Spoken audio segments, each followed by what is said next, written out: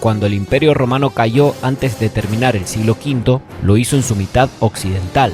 La mitad oriental, es llamado históricamente como el Imperio Bizantino, seguirá vigente durante un milenio más, aunque es cierto que cada vez más pequeño, pero el Estado seguirá existiendo muchos años más.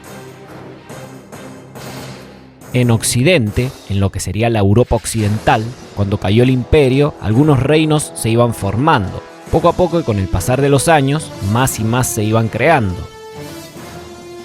Hubieron muchos reinos, pero pocos fueron muy duraderos. Estuvieron los burgundios al norte de Italia, los ostrogodos al este de Italia y luego conquistaron la propia península itálica, los alamanes estuvieron por su cuenta, el reino de Odoacro, que se estableció en Italia pero duró muy poco tiempo, los sajones crearon algunos pequeños reinos en el sur de Gran Bretaña, mientras que los anglos lo hicieron más hacia el norte, pero hay dos que destacaron por durar mucho tiempo y por ser muy grandes y poderosos: el reino de los francos y el reino de los visigodos. Para el siglo VIII, los francos comprenden un reino gigantesco en Europa occidental. Han ocupado todo lo que era la Galia romana, casi toda la actual Francia, Bélgica, Suiza y una parte de Alemania. Incluso tuvieron que luchar contra los visigodos para expulsarlos de la Galia, ya que el reino visigodo ocupaba toda Hispania y la Galia. Pero una vez que fueron expulsados de la Galia, los visigodos quedaron dominando Hispania, la península ibérica. Una vez entrado el siglo VIII, el Estado visigodo vive una crisis. Los nobles se están peleando entre ellos, hay varios bandos luchando entre sí, y a todo esto se suma que la península ibérica está a punto de ser invadida por una enorme tormenta del este. Son los omeyas, los musulmanes de la dinastía omeya. El imperio omeya es enorme, se vienen expandiendo desde la ciudad siria de Damasco. Han tomado todo el norte de África y han quedado muy cerca de las fronteras visigodas. En alianza con algunos nobles godos, los omeyas invaden la península ibérica y derrotan al ejército del rey Rodrigo en la batalla de Guadalete del año 711. Esta es una batalla legendaria y marca el inicio de la conquista musulmana de la península ibérica, la conquista de Hispania. Una que tan solo duró 15 años y territorio tras territorio, provincia tras provincia, los musulmanes tomaron casi toda la península ibérica, pero no se detuvieron allí. En un acto de gran ambición intentan conquistar el resto de Europa y tienen que empezar por el reino vecino, el reino de los francos. La Hispania cristiana de los godos no es tan poderosa como la España del siglo XVI y no estuvo en condiciones de detener al califato omeya. Y lo mismo es con el reino de los francos. No son como la Francia napoleónica y aún no son como el reino poderoso de Carlomagno. Sin embargo, estos francos cuentan con el abuelo de Carlomagno, Carlos Martel. Y este es uno de los caudillos francos que lideran la batalla contra los omeyas y resulta que terminan ganando. Fue la legendaria batalla de Poitiers del año 732 y esta batalla detuvo el avance de los musulmanes por Europa. Sin embargo, ya es muy tarde para la península ibérica, ya que los omeyas la han ocupado casi en su totalidad.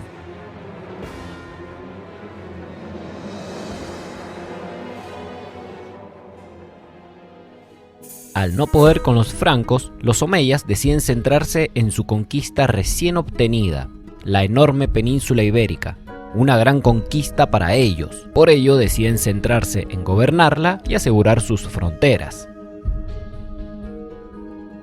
Los habitantes normales de a pie, los cristianos de a pie, no suelen tener problemas con los nuevos gobernantes. Al igual que cuando los cristianos conquisten parte del sur y vayan consolidando cada vez más su reconquista, los musulmanes locales tampoco irán teniendo tantos problemas. Pero los guerreros, los nobles, los que han sobrevivido a tantas batallas, se refugian en el extremo norte de la península ibérica, en las montañas de Asturias, y con la ayuda de los habitantes locales de allí, crean un pequeño ejército y vencen en batalla a los omeyas. Es así que detienen su avance. Los omeyas nunca conquistaron toda la península ibérica, solo les faltó un pedacito al final, una pequeña región. Es allí en donde se crea el reino de Asturias, el primero de los reinos cristianos ibéricos que resistirá al enemigo musulmán. Históricamente se conoce al territorio de la península ibérica, que está bajo el control de los musulmanes, con el nombre de Al-Ándalus. Y aquí hay muchos cristianos que siguen teniendo el derecho de conservar su religión, sus propiedades, su cultura, sus costumbres, pero hay muchos otros que no, y se ven forzados a huir hacia el norte, hacia la región de Cantabria y Asturias. El choque decisivo que detuvo el avance de los omeyas por la actual Francia fue la famosa batalla de Poitiers, pero el choque que detuvo su avance por la península ibérica fue la legendaria batalla de Covadonga, una que no se sabe bien cuándo fue, pero se produjo alrededor de los inicios de los años 20 del siglo VIII, más o menos entre los años 718 y 723. Esta batalla fue legendaria, la ganaron los cristianos. Los astures, que no se llevaban tan bien con los visigodos, tuvieron que unirse para luchar contra un enemigo común, un enemigo mayor, los omeyas. Y los omeyas han conquistado gran parte de Hispania. Ellos también traen gente, traen civiles, y todo esto hará que la península ibérica sea cada vez más rica culturalmente. Una gran mezcla de culturas y etnias empezará a invadir con los años la península ibérica. Esto es lo que diferenciará a la península ibérica del resto de los reinos cristianos europeos, su gran riqueza cultural. Hispano-romanos, visigodos y ahora los árabes, todos empezarán a mezclarse poco a poco. Las diversas sociedades que hay en la península ibérica producen un gran auge cultural. Son culturas únicas en todo el mundo. Es diferente al resto de Europa, también es diferente al mundo árabe oriental. Este gran choque de culturas en Hispania tiene muchos aspectos positivos: mercados más grandes, nuevas culturas, más formas nuevas de hacer las cosas, nuevas amistades y mucho más. Pero también hay cosas que no son tan positivas. De hecho, los cristianos llaman como moros a estos árabes a quienes consideran como invasores, mientras que los musulmanes hacen lo mismo. A todos aquellos que descienden de los visigodos cristianos, pero que se están arabizando, están agarrando la cultura árabe, los llaman como mozárabes. Y para los musulmanes hay más chances de interactuar con ellos, de charlar con ellos, que con los verdaderos cristianos del norte. La mezcla cultural es muy grande, pero la brecha cultural también es muy grande, y mientras más lejos estén, más grande es la brecha.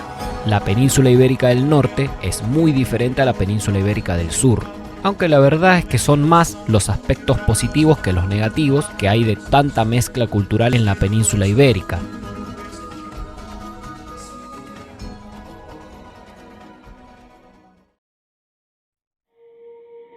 En la gloriosa victoria que obtuvieron los cristianos en la legendaria batalla de Covadonga, estaban liderados por alguien llamado Pelayo, pero es más conocido como Don Pelayo, uno de los caudillos más legendarios en la larga y dura lucha por la reconquista de la península ibérica. Se lo considera como el fundador del reino de Asturias, el caudillo que lideró la resistencia cristiana, aquel que empezó a organizar su territorio, su reino, aquel que lo fortificó y el que aseguró las fronteras para hacer que los musulmanes dejen de avanzar hacia el norte y dejen de conquistar el territorio. Cuando muere Don Pelayo en el año 737, un pariente cercano suyo, Alfonso, que es su yerno, es coronado como rey de Asturias. Él, al igual que todos sus sucesores, seguirán con la misma política de fortificación y consolidación de su territorio. Seguirán con la política de reconquista. Poco a poco, el reino asturiano irá creciendo en tamaño de oeste a este y también un poco hacia el sur. Sin embargo, el dominio de los musulmanes en Hispania o en la península ibérica es casi total y los asturianos aún no suponen una seria amenaza. Por otra parte, en el territorio ocupado por los musulmanes, Al-Ándalus, empiezan a surgir varios valíes, que son gobernantes de regiones pequeñas de la península ibérica, como si fueran nuevas provincias. Aún así, sigue existiendo un emir, que es el gobernante islámico de toda la península ibérica, y el único que está por encima de él es el califa, ya que toda la península ibérica podría considerarse como una provincia más del gran imperio de los omeyas, el califato omeya. En la capital de este califato, Damasco, surge una rebelión que elimina a los omeyas del poder. Asesinan a muchos omeyas, pero hay uno de ellos que logra escapar y se va hacia el extremo oeste de este califato. Se va hacia la península ibérica. Se trata de Abderramán.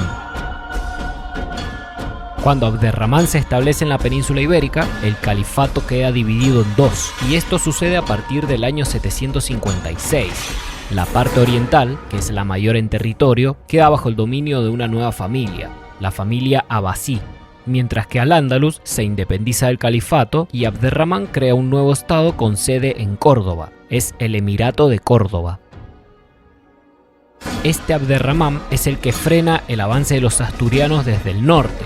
Lo hace cuando vence en batalla al ejército del rey Fruela, y así demuestra que no será fácil sacar a los musulmanes de la península ibérica, que su poder aún es muy grande.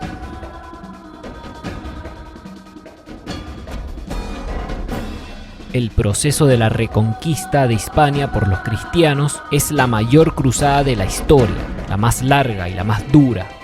Recién ha empezado y durará muchos siglos.